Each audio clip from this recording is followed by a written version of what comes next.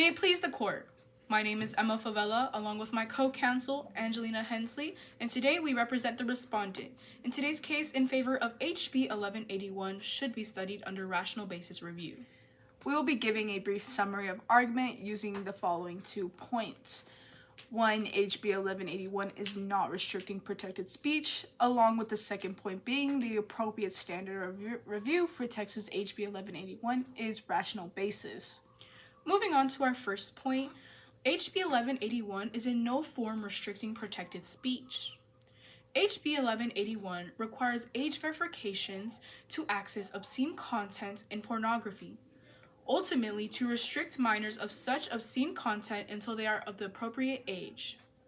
The courts have continuously ruled that obscene content does not fall under protected speech and does not hold First Amendment protections, such as the Court of Ginsburg v. New York and Roth v. United States, as the courts held that obscenity is not within the area of protected speech. Furthermore, past precedent has allowed the government to regulate obscene speech and content in public places, as seen from Paris Adult Theater v. Sladen, as the court ruled that the government could regulate the exhibition of obscene material in public places. The court further addressed how the First Amendment does protect free speech. However, that protection does not extend to obscene content, particularly in public areas where it might be exposed to unwilling audiences. Additionally, the Court of Roth v. United States further held that obscenity is not protected expression and may be suppressed without a showing of the circumstances which lie behind the phrase clear and present danger and its application to protected speech. To address the second point, the appropriate standard of review for HB 1181 is rational basis. As seen from the Court of Ginsburg v. New York, the court's central holding that the regulation of distribution to minors of speech obscene for minors is subject only to rational basis review. Rational basis review is the lowest standard of review which determines whether there is a legitimate government interest in ordinance or statute, in which our case today is HB 1181. In our case, the government has a legitimate interest to protect minors, as seen from Prince v. Massachusetts, as it states that the state's authority over children's activities is broader than over actions from adults. The appropriate standard of review for Texas HB 1181 is rational basis, as the government is in no way infringing upon protected rights, as petitioner may try to contend that pornography is a form of protection, expression, and speech. That is simply not true because of obscenity ruling. Furthermore, in Miller v. California, the court used a 3-pronged test to identify obscene content, and if it was found to be obscene, then the court may regulate it. Under this test, pornography from an average man would appeal to prudent test that is sexual and as a whole does lack serious literacy, meaning that even though our bill isn't targeting the content of pornography and focusing on the children's well-being, pornography cannot also be considered protected speech, meaning no sense of First Amendment protections are being violated, which is why rational basis should be chosen since it would fit in our case today. The court is now open to questions. What, if any, is the value of low-level speech such as pornography? Your Honor, pornography is a low level of speech and doesn't fall under protected speech as seen from the cases such as Ginsburg v. New York and Miller v. California. Although the speech itself is not protected because of its obscenity, as seen from Roth v. United States, as it states that obscene material is not protected by the First Amendment, nonetheless, it still holds personal value to content creators, as pornography is a form of expression, just not protected expression. Was the First Amendment created to protect this kind of speech? Does that matter here? The First Amendment was originally created to essentially give the freedom of speech expression, assembly of religion, and to ultimately the freedom to speak out against the government. However, over time, the First Amendment has protected multiple different types of forms of speech and expression. Although the wide variety of protected speech that fall under the First Amendment protection, pornography does not fall under the protected blanket, as multiple Supreme Courts have ruled that obscenity is not protected, especially in the case of Miller v. California, where the court ruled that obscene material, if outside of the First Amendment protection, also seen in Roth v. United States, as the court ruled that obscene material is not protected by First Amendment and could be regulated by the government. Whose First Amendment rights are impacted by the Texas law? Is it minors, adults, or the platforms themselves? In our case today, minors viewing or seeking pornographic items are affected, but their First Amendment rights are not affected. It should be restated that obscenity is not within the area of protected speech or press, as seen from off the United States. Pornography is an obscene form of expression and not protected speech.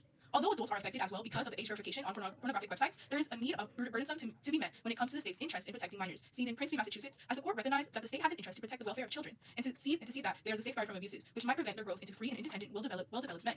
In our case, the Texas law was made in the state's best interest in regards of protecting minors from pornographic materials until they are of the reasonable age to view it. Furthermore, in the Court of Ginsburg v. New York, the ruling in that case solidified that the principle that the government could impose stricter restrictions on what minors can access compared to adults, particularly in areas of obscenity. It is not a limit of adults' rights, more so simply that it's just a burden on commercial distribution such as pornography. Why can or can't the government simply ban access to pornography online? The government can't simply ban pornography, as the courts have already stated. The obscene material is not under the First Amendment protection. Additionally, the state has continually stated the government can regulate obscene material, as seen in Paris Adult Theater v. Sladen. The court ruled that the government could regulate the exhibition of obscene material in public places. The court addressed that the First Amendment protects the freedom of expression. However, it does not include obscene expression, especially when it's in public where there may be unwilling audiences that may be exposed to such obscene content. Respondents can apply this rule as pornography is on a public platform such as X, formerly known as Twitter, Instagram, Google, and YouTube. These platforms are easily accessible to minors. The state has the government compelling interest to protect minors. To achieve the goal, the government is allowed to ban porn to minors. In what ways is the Texas law a content-based imposition on speech? In what ways is it not? The Texas law, in our case, is a content-neutral law, by which is why it should be under the rational basis standard, as said in the case of Ward v. Rock. Against racism, content-neutral time, place, and manner regulations are permissible, so as long as they are narrowly tailored to serve substantial government interest and do not unreasonably limit alternative avenues of expression. The court added that the method and extent of such regulations must be reasonable. That is, that it must be the least intrusive upon the freedom of expression as it is reasonably necessary to achieve a legitimate purpose of the regulations, as seen from United States v. O'Brien.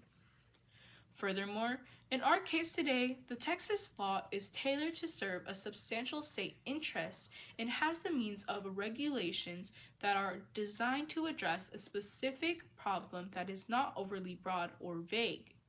This problem and the state interest being access to pornography to children.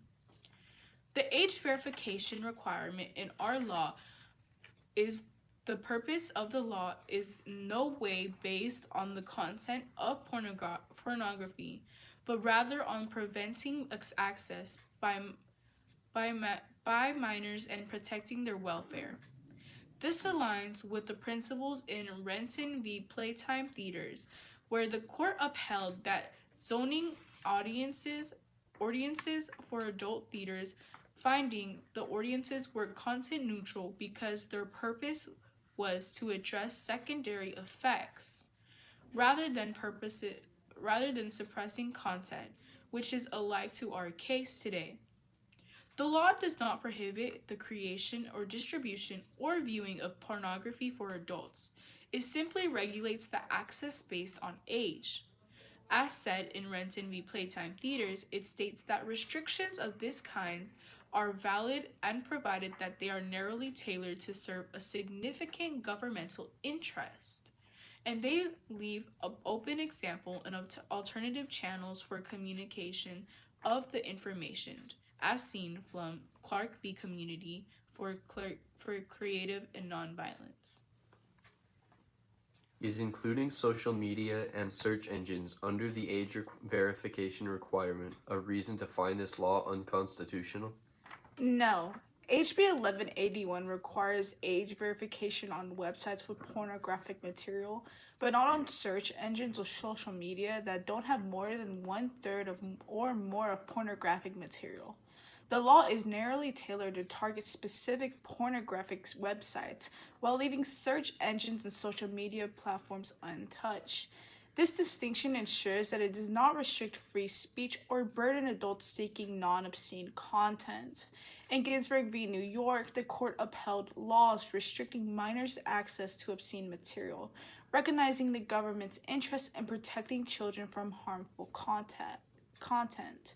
Similarly, in Ashcroft v. Free Speech Coalition and United States v. Playboy Entertainment Group, the court affirmed that protecting minors from adult material is a compelling government interest, as long as it does not overly restrict adult speech.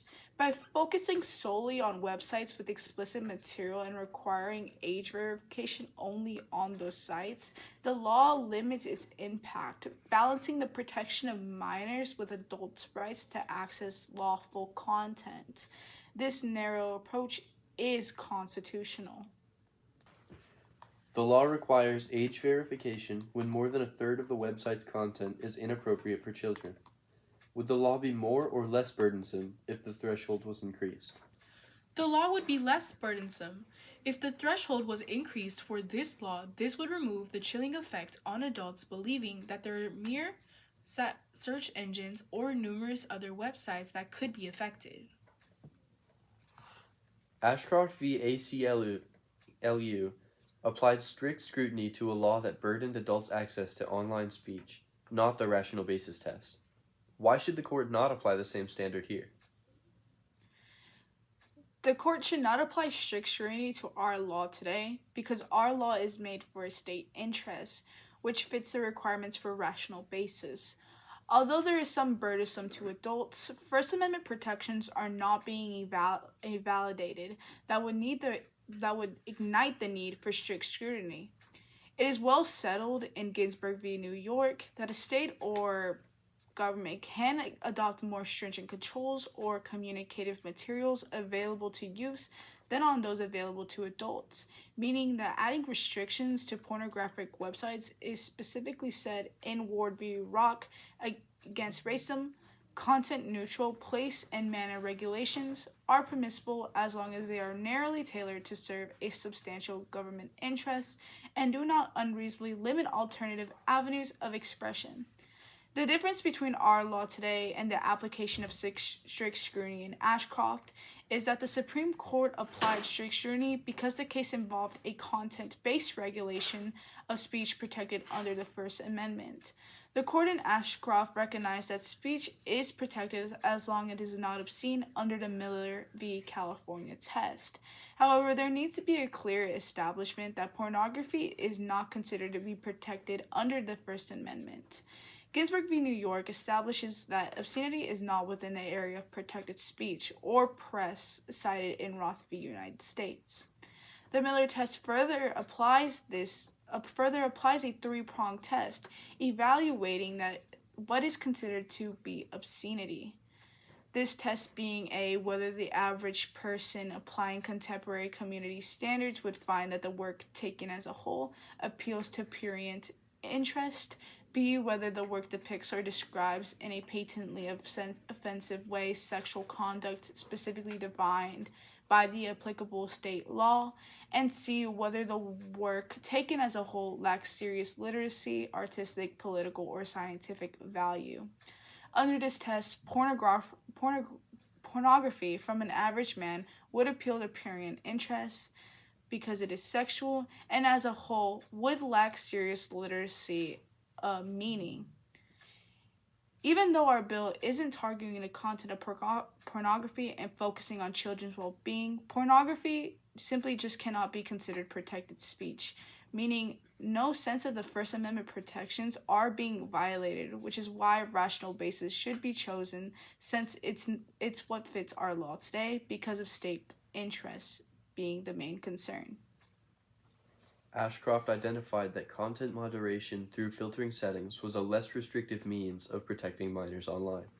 Has that proven true in the time since Ashcroft? Yes, filtering does hold less restrictive means of protecting minors online. However, in numerous different cases, the mere filtration was not quite as sufficient as to the age verification that our bill purposes to suffice as the welfare of minors. An example of one of these cases would be in the case of United States v.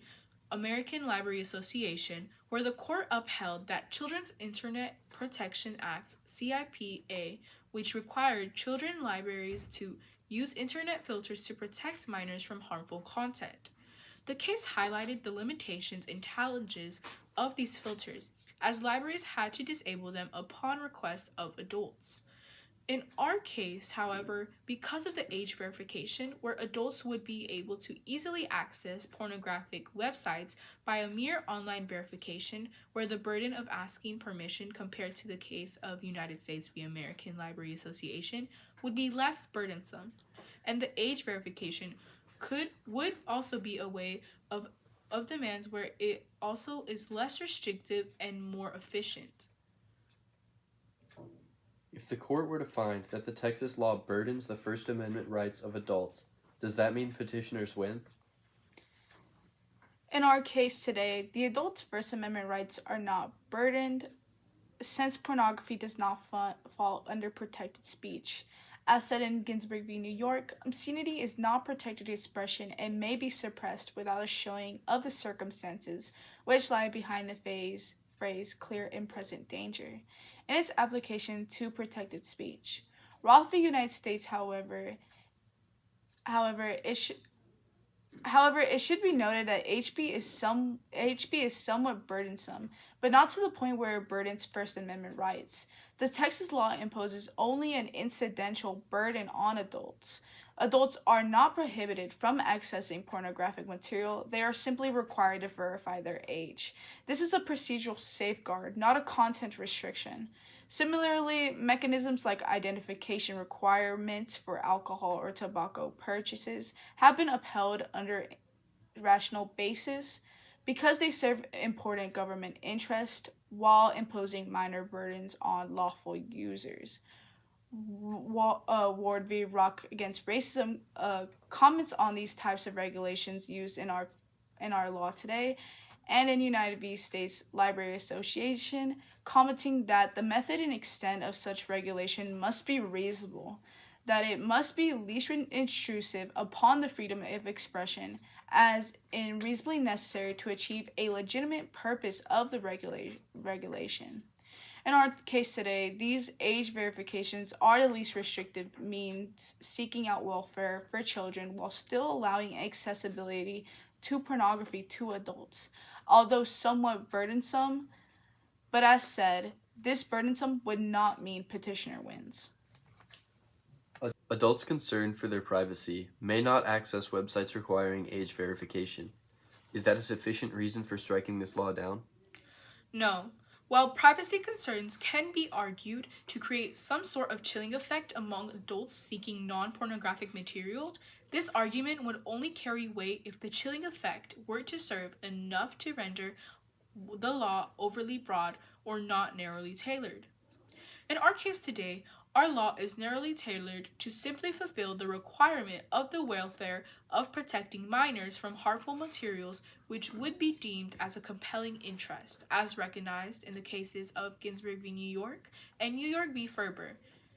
Our law is not overly broad, since the law applies specifically to just the websites that are the ones most targeted risk, such as pornographic websites, as stated in the bill, and websites that carry more than a third of pornographic material.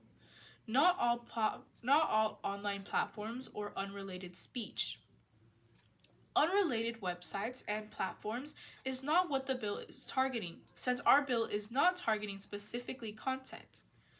Furthermore, while it could be seen that this law could impose some sort of privacy, this privacy cannot be sufficient enough to completely strike the law out. The age verification method is the less burdensome way and less restrictive way to fulfill the bill's compelling state interest. Filtering tools, parental controls, or voluntary compliance programs have proven insufficient in cases such as seen as Ashcroft v. Free Speech Coalition, where certain alternatives were deemed unworkable in protecting children from child pornography. If the court finds that the law requires examination under strict scrutiny, does that mean that the petitioners win? Yes, if the court were to find that HB 1181 requires an examination under strict scrutiny, the petitioner would win. However, that is not the case as strict scrutiny requires such a high bar in which HB 1181 does not fall under. Additionally, it would require for the courts to rule that obscenity is protected by the First Amendment, which would be ruling against past court rulings. As President has stated, obscene material and expression is not considered speech and doesn't fall under the First Amendment protection, in which strict scrutiny itself deals with the fundamental protected rights, which pornography is not within. Are the privacy concerns presented by online age verification similar to the privacy concerns required to access age-restricted purchases in a traditional brick-and-mortar store? Yes, both online age verification and traditional motor stores both aim to prevent minors from accessing age-restricted content or products, whether online or in person. For example, before purchasing alcohol, the cashier must check the buyer's ID to make sure they are 21 or over in order to purchase the bottle. The age verification bill will be doing such a similar thing and just making sure that to restrict such pornographic material until the minors have reached a certain age. In the years since Ginsburg v. New York, have increased technology capacities increased or decreased the privacy concerns associated with age verification processes? Since the ruling of Ginsburg v. New York in 1968, there have been many technological advances to better our society. Some of those specifically are tied to age verifications. For example, age verification will censor certain information from being exposed to content that may not be appropriate for younger ages. Additionally, there are some user age verifications now that only require your date of birth without exposing personal information and data. Furthermore, due to the advances, there have been newer and better ways that some platforms have found to protect and keep personal user information stored. Online access to harmful materials presents unique obstacles to parents trying to protect their kids. If this law is found to be unconstitutional, what else can Texas do to protect minors accessing online material?